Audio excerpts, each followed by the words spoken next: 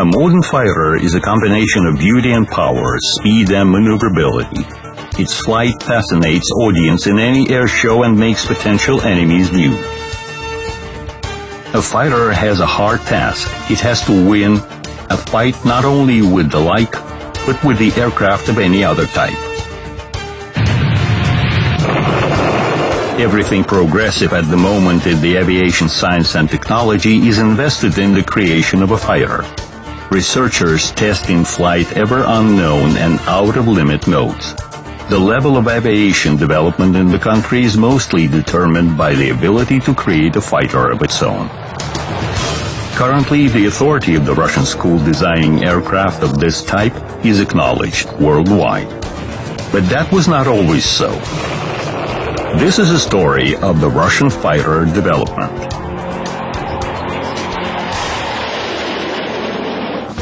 Fighters.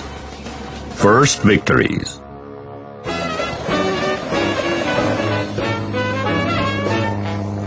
The very first aircraft had no specialization and therefore no qualification. People tried to put different constructions into the air, some of which had rather an exotic look. Making cuts and tries, pilots were mastering methods of piloting, while designers were trying to find the most applicable aircraft pattern. In other words, people were learning to fly.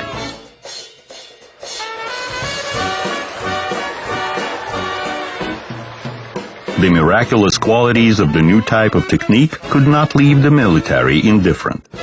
The first to go into service were air balloons and airships. From the altitude these flying machines could climb to, it was suitable to conduct reconnaissance and artillery fire adjustment. However, with the airplane's development and improvement, it became clear that they can do this job much more efficiently.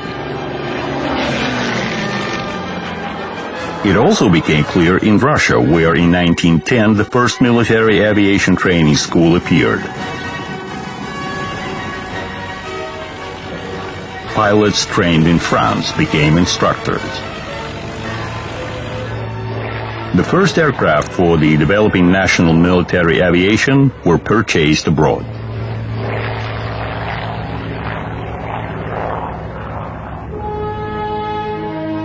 Attempts were made to build such flying machines in Russia as well. From 1910 to 1913, there were even several contests of military airplanes organized. But in spite of all the efforts, Russian enthusiasts failed to create a flying machine which could compete with the foreign ones.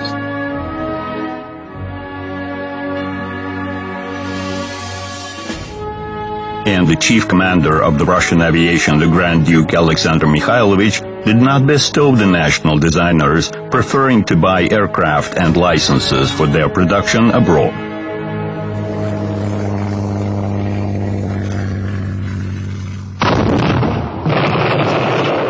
The First World War started in August 1914. Entente, the Triple Alliance of France, England, and Russia, countered Germany and its allies. By the start of combat actions, the national aircraft stock amounted to slightly over 260 machines. Most of them had no arms. Machine guns were mounted on just several reconnaissance planes. At that time in Russia, the only standard weapon of the crew was the Mauser pistol, and the first air fights were ending up with hand weapon shooting, rattling maneuvers, and banal fists shaking.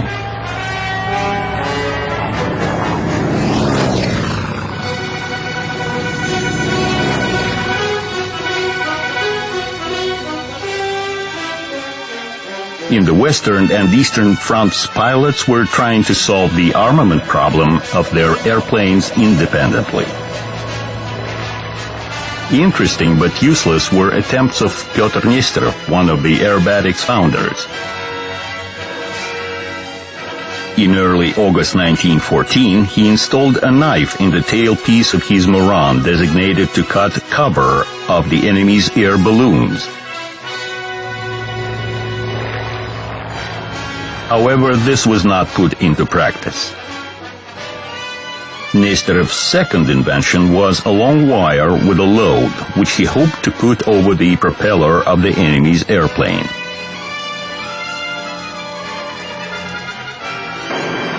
On August 26, 1914, the pilot attempted to test his invention in practice, but the wire broke at takeoff.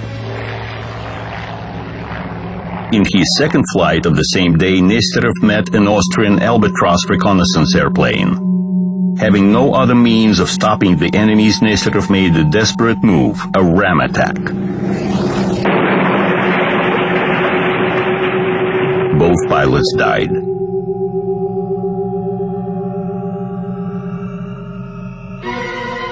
Soon another Russian pilot, Lieutenant Alexander Kozakov, repeated the legendary deed. He managed not only to put the enemy's Albatross down in a ram attack, but to land his damaged airplane successfully.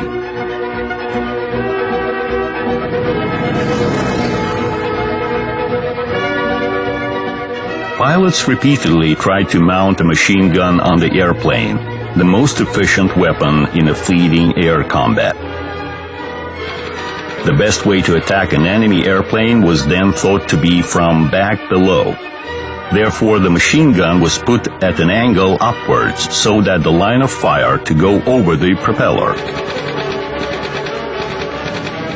The first air battles showed that it was absolutely inconvenient and the weapons were faced forward, while aiming was done through airplane maneuvering. Shooting was again performed over the propeller from a weapon mounted on an upper wing. Such scheme was no better for shooting. Besides, the pilot had to reload by standing up, holding the control gear with his legs. It was only left to install the weapon right in front of the pilot and shoot right through the propeller. But how not to damage it? The first one to solve this task was a French military pilot, Roland Garros, who was a renowned sports pilot. He installed steel deflectors on the screw blades to keep them from damage.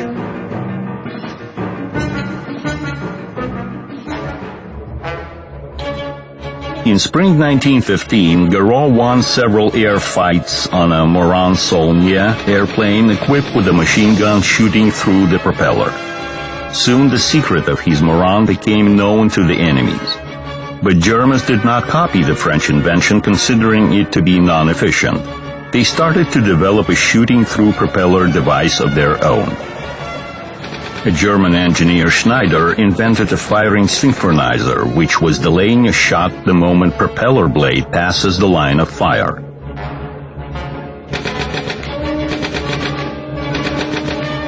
Designer Anthony Fokker installed this device on his Eindecker monoplane.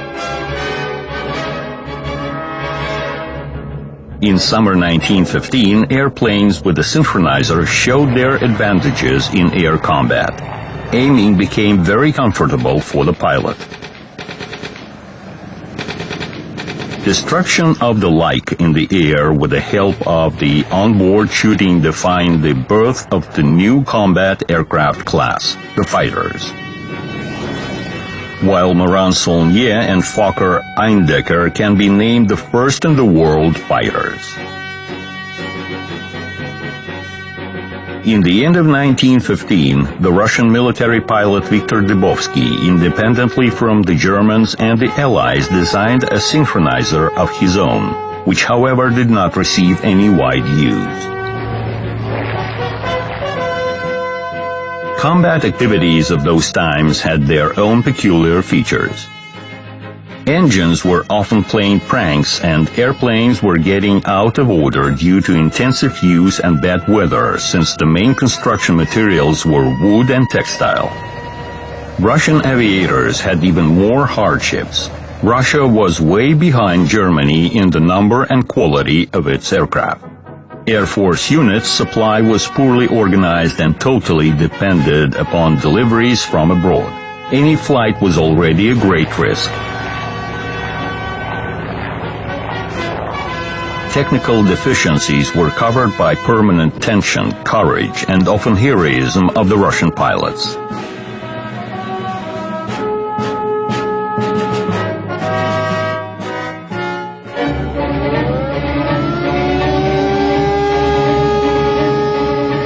Meanwhile, in the Western Front, monoplanes gave way to more maneuverable biplanes such as the French Nieuport Bébé or Baby and its successor Nieuport 17, the German Albatros D, and the English Pup, Camel, and Snipe of the Sopwith Company.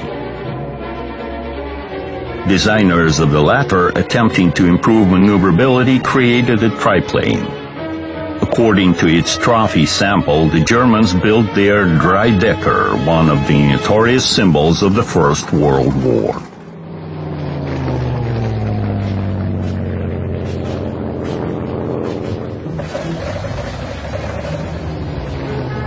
In Russia, foreign machines made the basis of the aircraft stock. Numerous attempts were made to build our own aircraft, and the fighter in particular. The first Russian airplanes were often designed and built upon a private initiative and on private funds. One of them, the MB-2 bis, was designed by Italian Francesco Mosca. The aircraft was manufactured in series from 1917 at a factory in Moscow. The Sikorsky S-16 biplane fighter also appeared with no support from the Supreme Commander.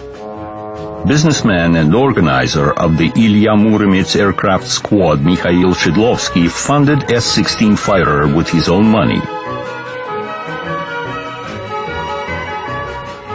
This aircraft was part of the squad as a trainer and an escort fighter. However, due to technical imperfection and middling flight characteristics, it could not become a deserved competitor to German Fokkers and Albatrosses. The problem was in the engines, which Russia did not produce. Both aircraft had to be equipped with the available low-power French engines incapable of providing for the sufficient speed. In such conditions, the national constructions could not compete with the foreign aircraft.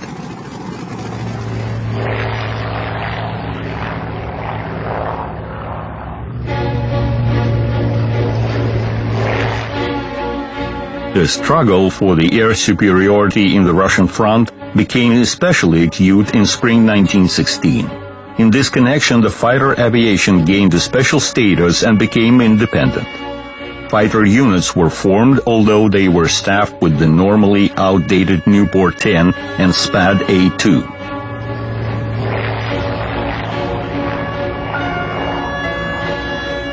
Situation started to improve only by the end of summer, when units were supplied with the Nieuport Bébé aircraft. They were equipped with the upper wing-based non-synchronized machine guns. But with all the inefficiency of such weapons allocation, the Russian pilots succeeded in winning air battles. One of the first to open his winning account was commander of the 2nd Fighter Air Unit, Captain Yevgraf Krutin, bringing down a German reconnaissance aircraft. Creation of the fighter aircraft group started in the end of summer 1916, each comprising several air units. New formations proved to be more efficient and influenced the air situation at important sections of the front. Air battles' intensity grew up significantly.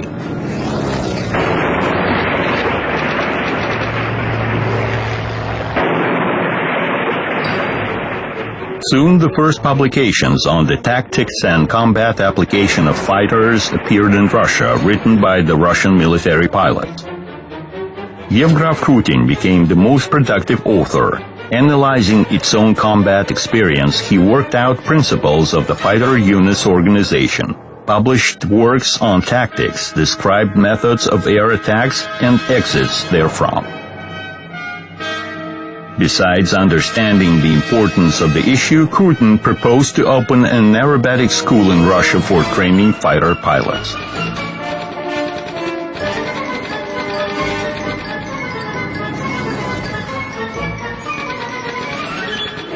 In the years of war, Russia showed the world a lot of examples of courage and high spirit. Yuri Gilsher, despite amputated foot, returned to the hand wheel and won 3 air battles. Another hero, the Marine pilot Alexander Prokofiev-Seversky, also flying with an artificial limb, won 13 battles. But the most successful Russian ace was the commander of the 1st Combat Aircraft Group, Alexander Kozakov, who brought down 20 enemy's aircraft, the first of which by a ram attack. The war was coming to an end. The fighter, as its creation, occupied its deserved place among aircraft of other designations. The best fighters of the First World War may be named the French Spad-13, the English SC-5, and the German Fokker D-7. They all appeared in 1917, and each was produced in a series of several thousands of copies.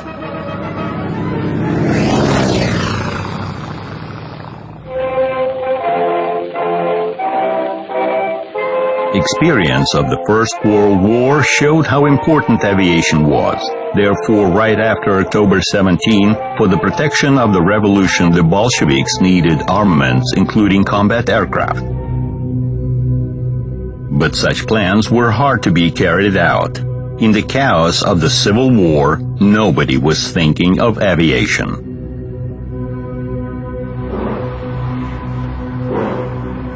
Only after the end of it, the young Soviet Republic announced development of the Air Force as one of its main tasks. The country was surrounded by a hostile capitalist neighborhood.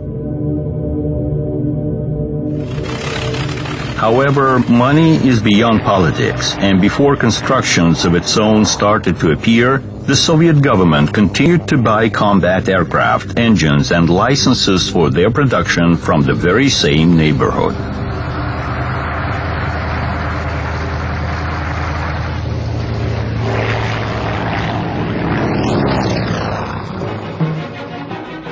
The first Soviet fighters were designed under the guidance of Nikolai Polikarpov and Dmitry Grigorovich. In the beginning of the 20s, production of Liberty, a powerful American liquid-cooled engine, was mastered in Russia. New aircraft were being built to comply with this engine. Most of the foreign fighters were based upon a biplane scheme. While Polikarpov was designing its IL-400, a fighter with a 400-horsepower Liberty engine, as cantilever monoplane. Its wing did not have wing struts and wire braces, which made the drag significantly lower and enabled to obtain better flight characteristics and speed in the first place. The rated speed was 260 kilometers per hour, which was very high for those times. By summer 1923, the aircraft was ready. Konstantin Artseulov, one of the first Russian pilots, was assigned to test the aircraft. The very first flight ended almost in a tragedy. Right after takeoff, the IL-400 went straight upwards. The speed dropped, the aircraft floated in the air and then crashed from a minor altitude. Artseulov's professionalism saved his life while the aircraft was lost. The reason of the wreck was an excessive tail heaviness. In the air, the aircraft is supported by the wing, and construction elements in front and in the rear of the wing must be balanced. The tail heaviness means that the front was heavier than the rear. When that was discovered, relevant recommendations were made for the designers. A year after, tests of the second IL-400 started, and the deficiencies of the first aircraft were eliminated. Pilots noted that the aircraft was good at aerobatics and under better control. The Air Force immediately ordered 33 copies of the fighter, which was identified as E-1. Its production started in 1926. However, unlike the tested machine, serial aircraft were rough, heavier, and the center of gravity was again shifted backward. During tests, the fighter flown by Mikhail Gromov did not manage to exit the spin, and the pilot had to jump with the parachute. The aircraft was deemed dangerous and was not accepted for service. Thus, the first attempt of making the Russian monoplane fighter was a failure. However, its production and tests showed that an aircraft design is a serious matter requiring aerodynamic simulation research, strength tests, and many other things.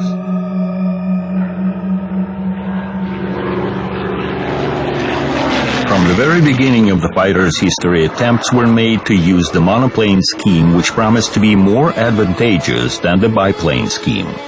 That's how it was in the beginning of the First World War and with the Polikarpov's IL-400. Those attempts could not be called successful.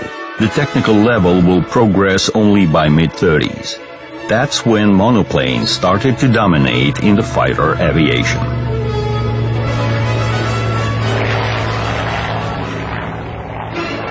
While Polikarpov experimented with the monoplane, Dmitry Grigorovich built a classical biplane fighter identified in serial production as E-2. The aircraft did not succeed from the start and required refinement. But even after that, it did not comply with the set requirements. The reason was in the low-power engines. But in order to get rid of the foreign dependence, this fighter was put into commercial production and accepted for service.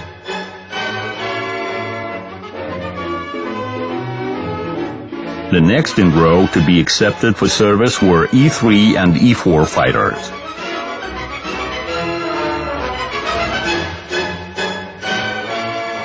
The Polikarpov's E-3 biplane had a wooden construction and was equipped with the M17 liquid-cooled engine.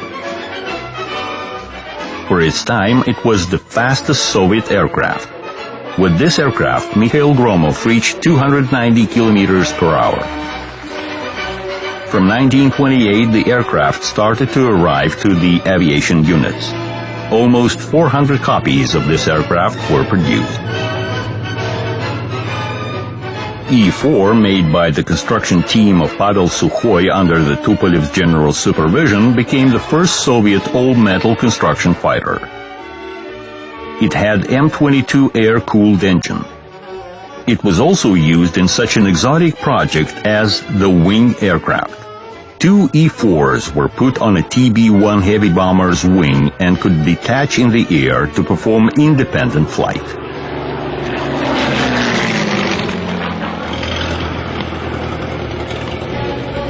In spring 1930, pilot Benedikt Buchholz, in presence of the government members, raised the new E-5 fighter into the air from the Khodynka Central Airdrome.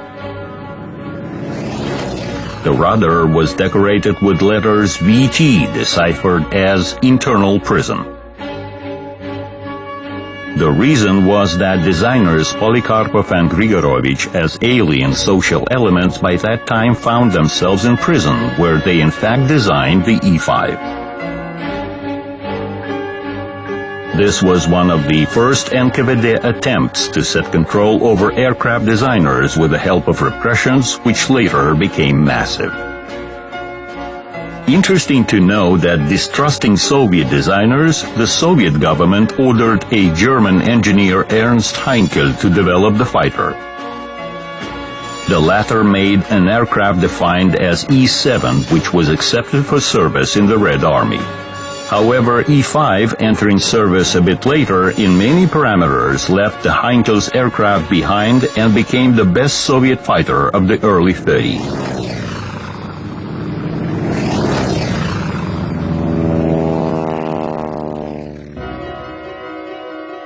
A dilemma emerged in the early 20s. Which fighters are better, the monoplanes or biplane? Up to the Second World War, the fighter's evolution went in both directions.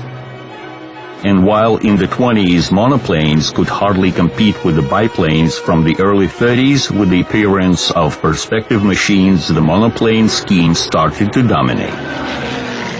High speed of those aircraft was particularly achieved at the expense of maneuverability.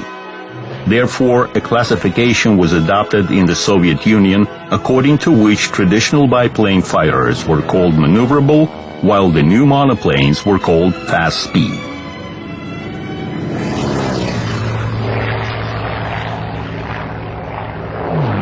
E-15 was one of the best Soviet maneuverable fighters. It was created under the guidance of Nikolai Polikarpov. Its scheme and construction represented a refurbishment of the E-5 biplane. However, the upper wing of E-15 was made in a seagull type, thus the drag was reduced and the forward and upward visibility was significantly improved, which was very important for combat conditions. Installation of a new 700 horsepower engine became a significant improvement of the E-15 flight characteristics. The aircraft was armed with 2 synchronized machine guns. Flight tests of the aircraft's trial copy were completed in the end of 1933. On November 21, 1935, flying a lightweight version of this aircraft, Vladimir Kokinaki established a world record reaching an altitude of 14,575 meters.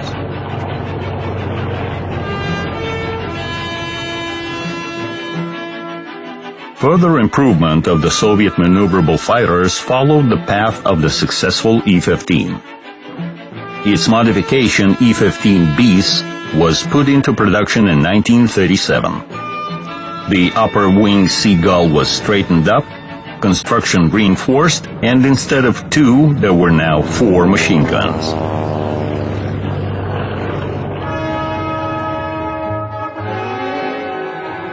Among the entire variety of fighters, there were several 2-seat aircraft. The firing abilities of the aircraft were thought to be increased at the appearance of the second crew member, the marksman. But this benefit was gained at the expense of the weight increase and reduction of flight showings. Attempts to make a 2-seat fighter in the USSR were unsuccessful until a certain moment. Only in 1935, designers Kochirigin and Yatsenko managed to design a more or less good aircraft of this type. It was named DE-6, and the main reason for its success was the perfect aerodynamic. As to speed, DE-6 was beyond even the 1-seat E-15. However, in future, 2-seat fighters did not receive as much distribution as the 1-seat aircraft.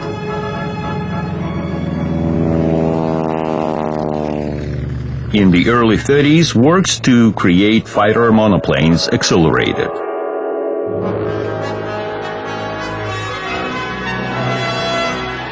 Under the leadership of Grigorovich, Tupolev, and Polikarpov, 3 types of fast-speed fighters were developed: E-14, E-16, and EP-1.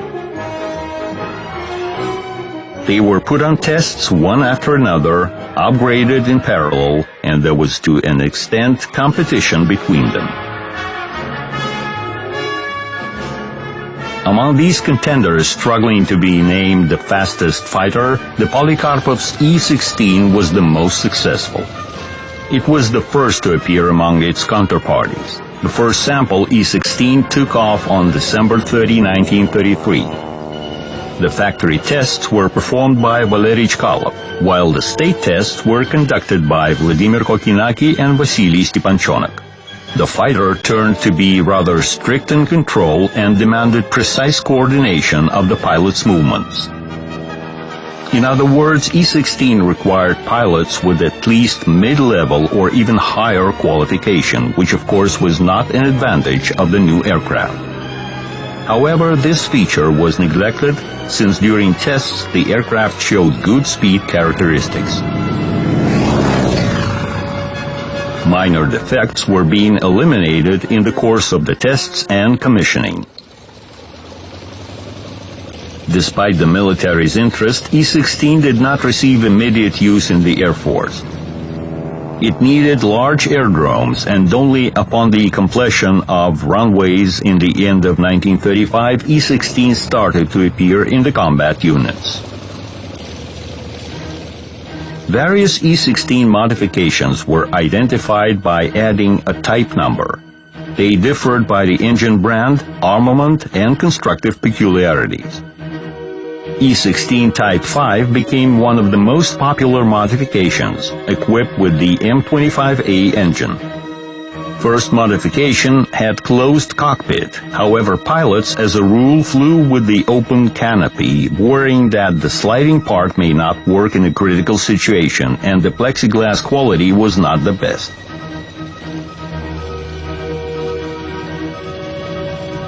Later on, production of open cockpit aircraft started. This increased the drag and reduced the speed, however flying characteristics still remained very high. E-16 was armed with 2 Shkas machine guns. This weapon had an outstanding for those times firing rate, 1,800 rounds per minute.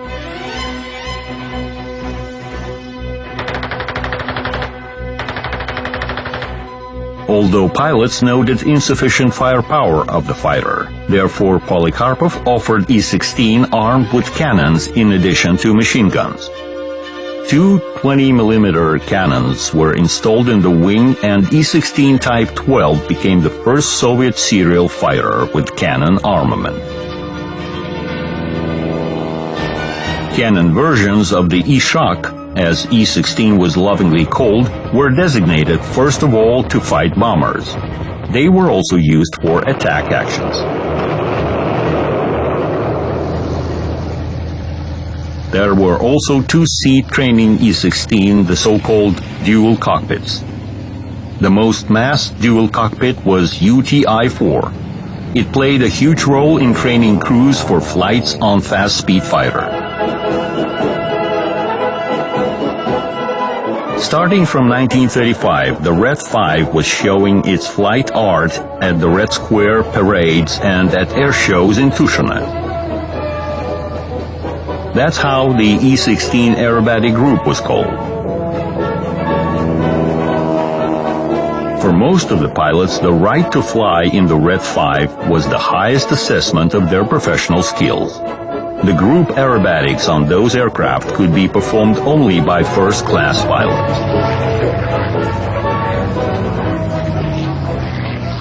And what's up with the E-16 competitors? Tupolev started developing a high-speed fighter even before Polikarpov. Andrei Tupolev, by that time already a venerable designer, could allow himself to make a new all-metal aircraft. It was the first fighter in the Soviet Union with a retractable landing gear. In May 1933, E-14 took off for the first time. During tests, some of the deficiencies were disclosed, but they were eliminated only by 1937. By that time, E-16 was already servicing in the combat units, and production of another fighter seemed inexpedient. The other contender was the Grigorovich's EP-1 fighter.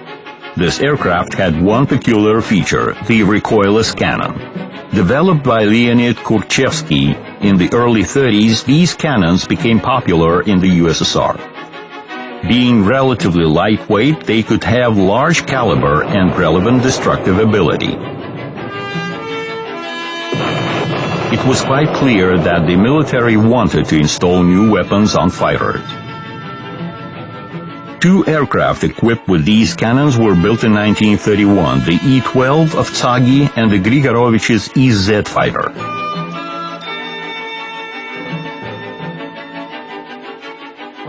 Both aircraft were experimental. Grigorovich continued his research and in 1934 created EP-1 fighter equipped with 2 such cannons and the Shkas machine gun. However, Kurchevsky's cannons did not prove themselves. They had minor efficiency and caused high aerodynamic drag. Besides, in other parameters, EP-1 was inferior to E-16.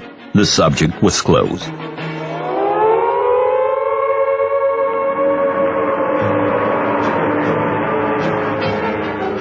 In the second half of the 30s, the Soviet Union took active participation in a number of minor wars, getting a chance to test in battles both maneuverable and fast-speed fighters.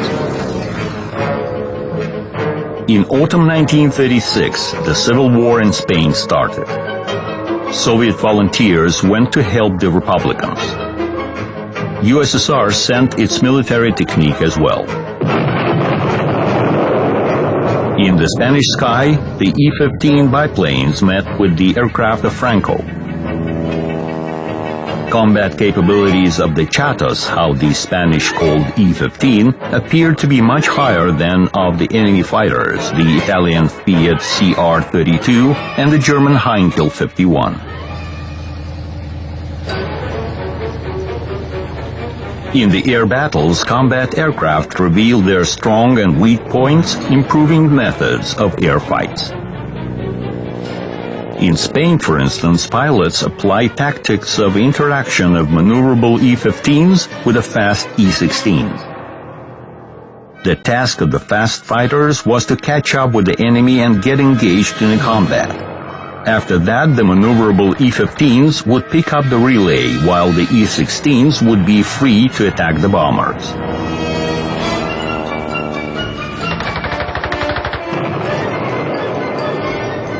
E-16 appeared in Spain in 1937. It was then that the first in history air battles between the fast-speed monoplanes took place. The Soviet fighters were countered by the German Messerschmitt Bf-109.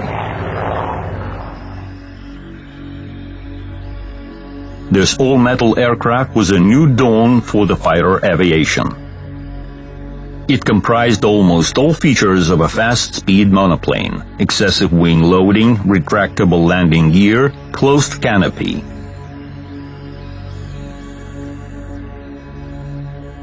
Unlike E-16, Bf-109 had a liquid cooling engine. Such engine has smaller gross section, providing the fighter to have a more streamlined form. Combat actions showed that in terms of speed, the first version of Messerschmitt did not have any advantages over E-16 and was inferior in climb rate and armament. In terms of combat efficiency, both aircraft were very close to each other, and success often depended on the pilot's skills and combat tactics.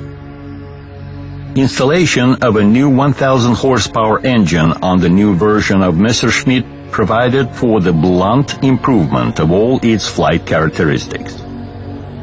The speed of the modernized Bf-109E increased to 550 kilometers per hour. But those aircraft almost did not have to fight in Spain. The civil war in Spain ended on April 1, 1939. At that time, Bf-109E was standing alone as to its combat qualities.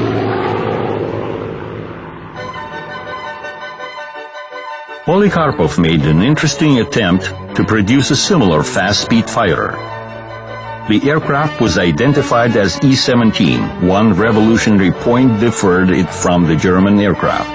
A Schwa cannon was installed in the V of the M100 engine, which barrel went through the hollow propeller gearbox shaft. Such armament allocation had important advantages and was first time used on a Soviet fighter. The central cannon did not need any synchronizer, and its firing rate was higher. E-17 went on tests in 1935. Due to a number of difficulties, they dragged on, and in 1939 the People's Commissariat of Aviation Industry considered the aircraft as morally outdated. While trying to find a way of reducing the drag, there emerged an idea of removing the air cooler from the airstream. Such projects were considered by various design bureaus. The Illusion Design Bureau created E-21 fighter. In this aircraft, the center wing surface served as the air cooler. The water heated in the engine, or rather the steam, touching the inside of such surface, cooled down and went back to the engine. For the first time in the Soviet Union, such system was implemented on the Stal 6 aircraft designed by Roberto Bartini, a Soviet designer of Italian origin. In 1933, this experimental aircraft reached a phenomenal speed of 420 kilometers per hour. However, very soon it became clear that the steam cooling system, due to its vulnerability, was not suitable for a combat aircraft. Thus, the Ilyushin E-21 subject did not find any continuation.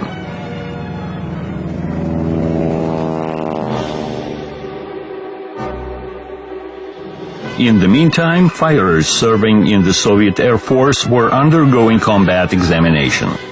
After Spain, E-16 managed to fight in China with the first Japanese monoplane fighters Mitsubishi E-96.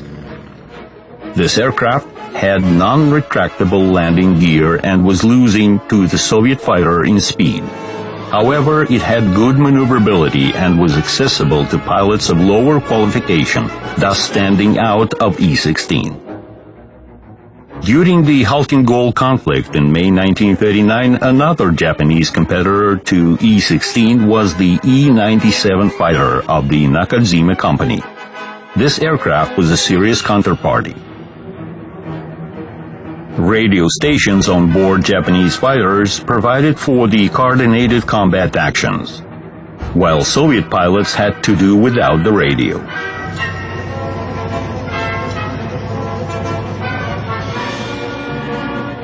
E-15 BIS biplanes took part in the Halkyn-Gol as well. By that time, combat capabilities of the BIS became insufficient to fight Japanese monoplane fighters. Moreover, the BIS could not catch up with most of the new types of bombers. That seemed to be the end. The slow biplanes were supposed to go. But no. There, at Halkyn-Gol, another Soviet biplane showed the best of its qualities. In 1937, when E-15 BIS was just put into serial production, the Polikarpov Design Bureau already developed a new version of maneuverable fighter defined as E-153. The idea was simple: to achieve the highest speed increase by means of aerodynamics, preserving high maneuverability at the same time. In order to reduce aerodynamic drag, designers returned to the Seagull scheme. But the most important thing was that the fighter was equipped with retractable landing gear. In 1938, one of the first Seagulls, as this fighter was called, reached the speed of 425 kilometers per hour. This was only 20 kilometers per hour less than of the fast-speed E-16 monoplane with the same engine. Soon, E-153 was equipped with a more powerful and altitude engine with a variable pitch propeller. This allowed to improve the rate of climb, reduce the takeoff run, and increase the ceiling. The aircraft was armed with 4 Shkas machine guns. Half a year after its serial commission, the Seagull was fire-seasoned in the sky of Mongolia, where it proved its right to stay.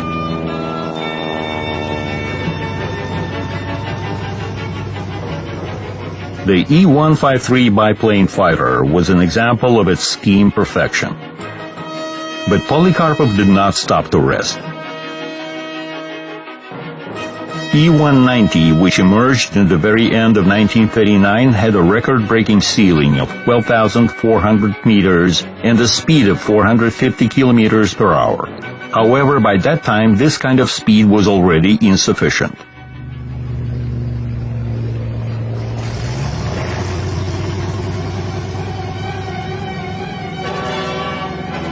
USSR's experience of local wars and conflicts allowed to identify further steps in the aviation development and fighters in particular.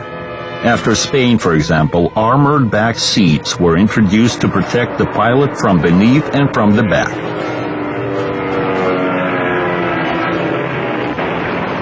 A new type of weapons, the jet projectiles, were tested in the real combat actions of Halkyn-Gol, after which they were recommended for utilization on nearly all types of the Soviet fighters.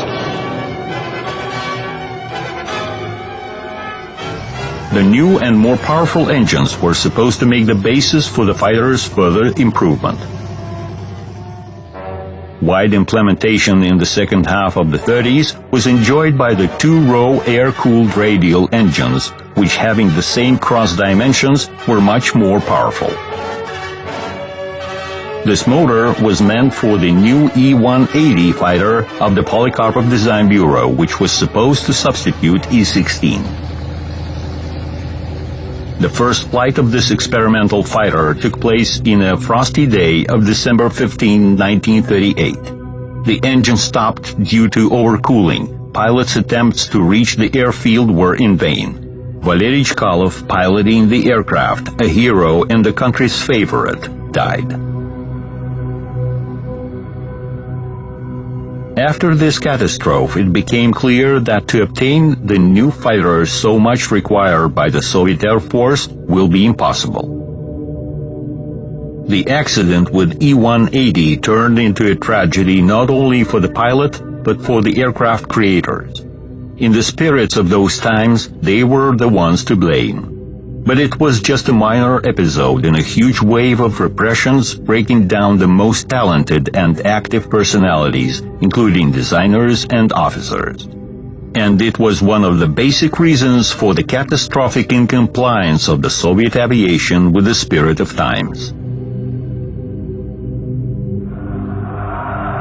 From 1933, when the Nazis came to power in Germany, the world lived in a presentiment of a big war. And the leading aviation powers were getting ready for it. They placed their stakes on the monoplane fighter. Prototypes of most of the fighters which became famous in the Second World War performed their first flights before the war. Among them were the British Hurricane and Spitfire, the American Airacobra and Kitty Hawk, the Italian Fiat G50 and Mach-E 200, the Japanese Hayabusa and Zero, the German Focke-Wulf 190, and already mentioned Messerschmitt.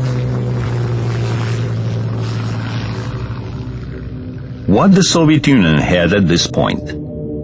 Thousands of hard-to-handle E-16s, thousands of slow-speed biplanes, and the introspective, persistent attempts to create an outstanding biplane and modernize the same E-16, which is rather old and outdated.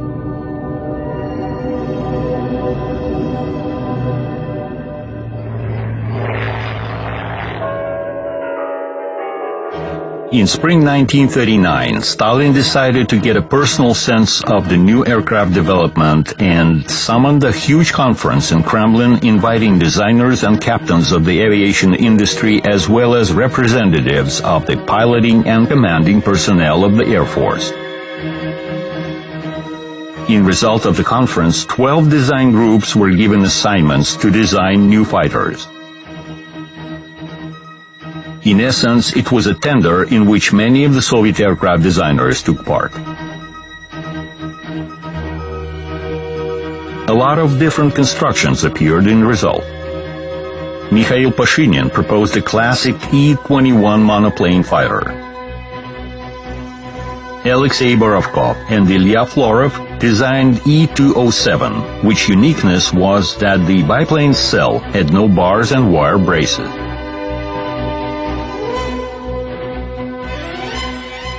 Design Bureau of Alexander Moskalev developed a San-13 aircraft, which engines were installed in a tandem in front and in the back of the cabin.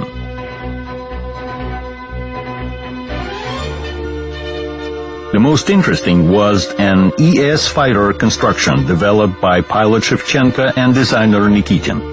The lower wing of this biplane was folding up in flight. So it was taking off and landing as a biplane, while turning into a monoplane in the air, it could show its best speed characteristics. However, all these exotic designs, to this or that reason, did not get any progress. What the result of the tender was, which way the fighter evolution went, and how advanced in the years of war it became, you will know from our next film.